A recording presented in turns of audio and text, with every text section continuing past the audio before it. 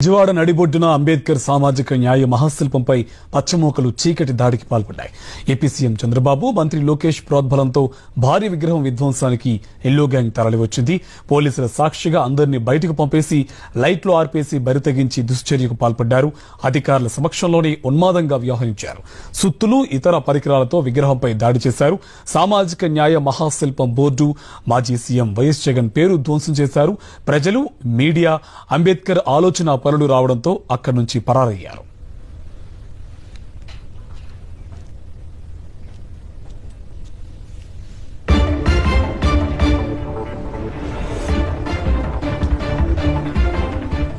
ఇదే అంశం సంబంధించి మరింత సమాచారం మా కరెస్పాండెంట్ సతీష్ మనకి లైవ్ లో డీటెయిల్స్ అందిస్తారు. సతీష్, డీటెయిల్స్ ఏంటి?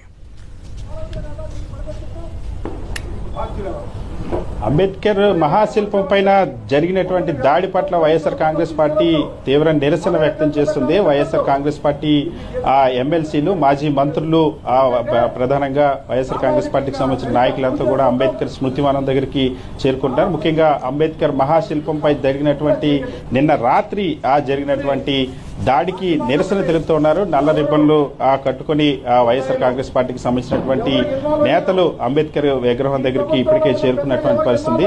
నిన్న రాత్రి జరిగినటువంటి దాడిని తీవ్రంగా ఖండిస్తున్నటువంటి పరిస్థితి. ముఖ్యంగా ఏదైతే వైఎస్ జగన్మోహన్ రెడ్డి ప్రభుత్వంలో ప్రపంచంలోనే అతి ఎత్తైనటువంటి విగ్రహాన్ని సామాజిక న్యాయానికి ప్రతీకగా ఏర్పాటు చేశారో దానిపైన జరిగినటువంటి దాడిని తీవ్రంగా ఖండిస్తున్నారు.